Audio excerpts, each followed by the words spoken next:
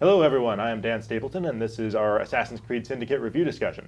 We are joined by Satellite, or Skype-alite. Skype-alite. Daniel Krupa, our reviewer. Hello. He liked it quite a bit. We've got Zach Ryan. Howdy. And Marty Sleva. Hello. All right guys, first things first, we want to talk about your favorite and least favorite parts of Assassin's Creed. Daniel, why don't you start us off? What was the best thing about Assassin's Creed Syndicate for you? I know this is going to make me sound very biased, but obviously I am. It's probably the city of London, which, after Black Flag and I played Rogue, obviously Unity had a great version of Paris, but I think something quite special about what they've done with London that's quite distinct from a lot of the cities they've tackled so far in the series. The way that they depict kind of mass transit, pollution, industry, the divide between rich and poor, it feels like a much more well-developed city to me. And what did you like least about it? I think when you scratch beneath the surface of London and all the cool people that live in it, I think what you're being tasked with doing is still very repetitive. It's still follow this person, steal this thing, escort this person back to this location. So I think they've not really changed much at the level of gameplay.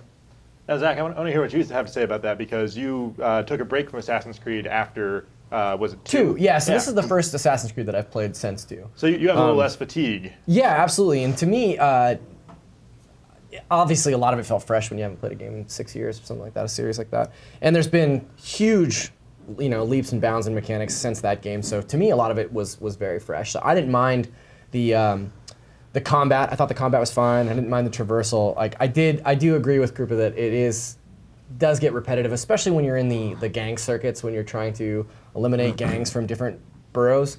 I mean, that stuff is the same sort of missions over and over and over again. But I would say that my favorite thing in this game was definitely the characters. Mm-hmm. Not just Jacob and Evie, who are outstanding, but I love the auxiliary characters. I thought all of them were really well written, super funny. Who was a standout?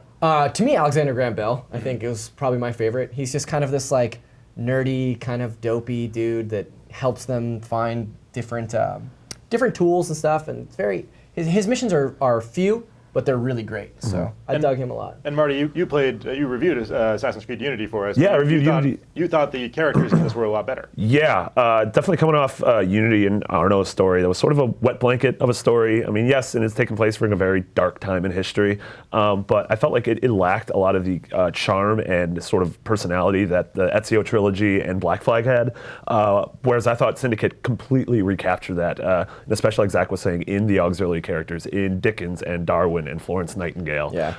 It's these real people, and it's sort of when Zach and I went to Quebec City for IGN first and talked to them, they were telling us about how they had this cast of eccentric weirdos at the time, and it was sort of like the birth of the term celebrity. And I think the way that they took these people that we all knew in some tertiary way, but really just deep dove into some of their weird eccentricities. I really loved taking the side missions. It really helped sort of flesh out London as a whole and the story as a whole.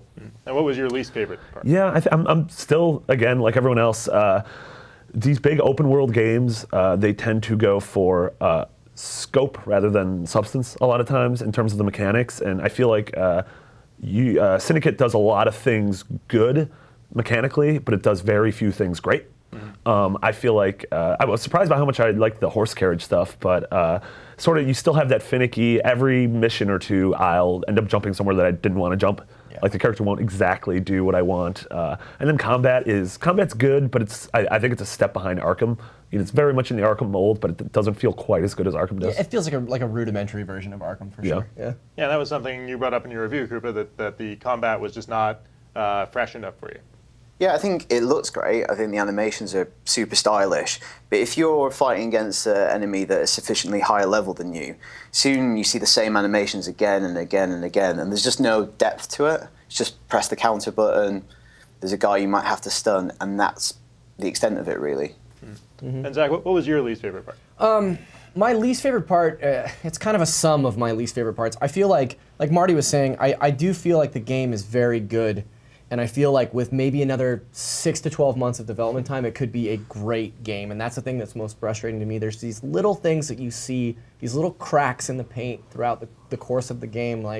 A lot of the character models for the enemies, the blighters, are just the same character model over and over and over again. And it kind of takes you out of the experience. And just little things like like in one particular instance, like in the child liberation sequences, you go in and you're talking to these kids when you set them free, and they're carrying brooms and they drop their brooms, but the brooms don't make any sounds. You know, and it's just these little things that could be addressed in a AAA title to just take it up one step further in terms of quality. And there's a lot of these like little nitpicky things that just kind of drove me up the wall during the course of my playing. That was actually a glitch in the Animus, so that was a part of the story. Oh, Yeah. I must have missed that Yeah. cutscene. I was making a sandwich or something. And to end on a positive note, and going back to Daniel's favorite part, which is the city of London, Marty, what you compare this to Paris? Yeah. What do you like about London versus Paris? I feel like the distinction in the boroughs, I mean, obviously, as someone, Krupa has a lot more experience in the city considering he lives there, but I felt like the boroughs had a distinct flavor to each one. You know, going along the river or in Whitechapel, it felt different. And it was this sort of this combination of aesthetics and really great sound design and really great music. And sort of like Austin Wintory's great. score is incredible. And yeah, I like legitimately just enjoyed wandering around and sort of just putzing around neighborhoods and soaking in all the details. Great, guys. Thanks for covering the highs and lows of Assassin's Creed Syndicate. And stay tuned for much more on Assassin's Creed Syndicate on IGN.